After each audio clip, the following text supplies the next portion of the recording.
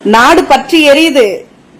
அதே நேரம் பைத்தியக்காரன் கையில யார் தீப்பெட்டிய கொடுத்தது அப்படின்னு சொல்லுவாங்க, அப்படின்னு கேள்வி கேட்பாங்க இல்லையா?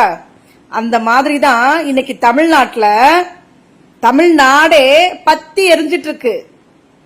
ஒரு பைத்தியக்காரன் கையில தீப்பெட்டி, அதாவது ஆட்சி அதிகாரத்தை கொடுத்ததுனால வந்த விளைவு வெறும் ஆட்சி ஏற்று 13 நாள்ல 45 ஊழல் புகார்கள், 36 கொலைகள், 34 பாலியல் வன்புணர்வு சம்பவங்கள், 21 குழந்தைகளுக்கு எதிரான குற்றங்கள்.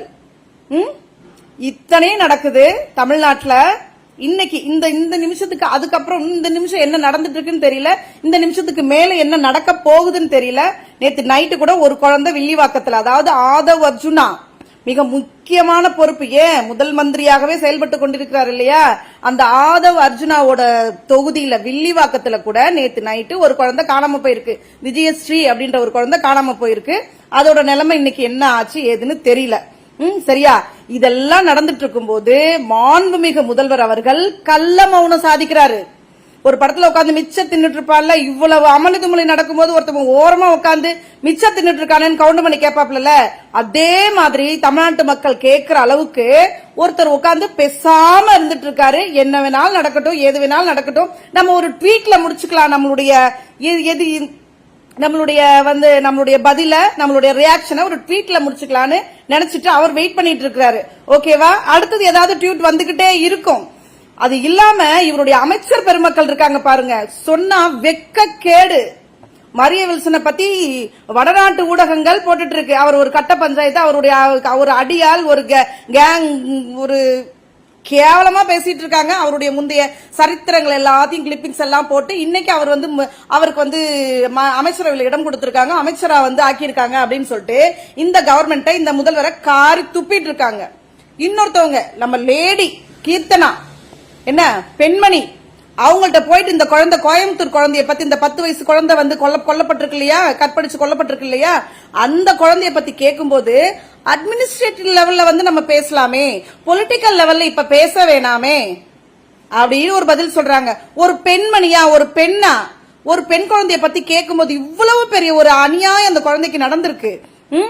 மூஞ்சி சிதைக்கப்பட்டு, உடம்பல் எலும்புகள்லாம் நொறுக்கப்பட்டு 2 நாளைக்கு அப்புறம் அந்த பொன் குழந்தைய பிணமா கண்டெடுத்திருக்காங்க. அது பத்திட்டு எரிஞ்சிட்டு இருக்கு கோயம்புத்தூர் முழுவதுமாக. அதை பத்தி கேட்கும்போது பொலிட்டிக்கலா பதில் சொல்றாங்களா, இதுக்கு அப்புறமா பதில் சொல்றாங்களாம்.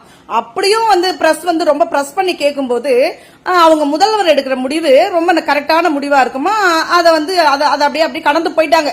அதுவும் சிரிச்சுக்கிட்டே கடந்து போறாங்க. சரியா? இன்னும் சொல்ல போனா இத விஷயத்த சொல்றது மிகப்பெரிய என்ன கேவலம். ஒரு அமைச்சர் திருவாடனை தொகுதியின் எம்எல்ஏ திரு ராஜீவ் அவர்களிடம் பிரஸ்காரங்க போய் பேசிட்டு இருக்கும்போது தன்னுடைய துறையை பத்தி சொல்றாரு. அவருக்கு வழங்கப்பட்டிருக்கிறது சுற்றுச்சூழல் துறை, ஆனா சுற்றுலாத்துறைங்கிறாரு. எனக்கு வழங்கி இங்க முதல்வர் ஜோசப் விஜய் அவர்கள் எனக்கு சுற்றுலாத்துறையை வழங்கியிருக்காரு அப்படின்னு சொல்லி பேச துவங்குறாரு.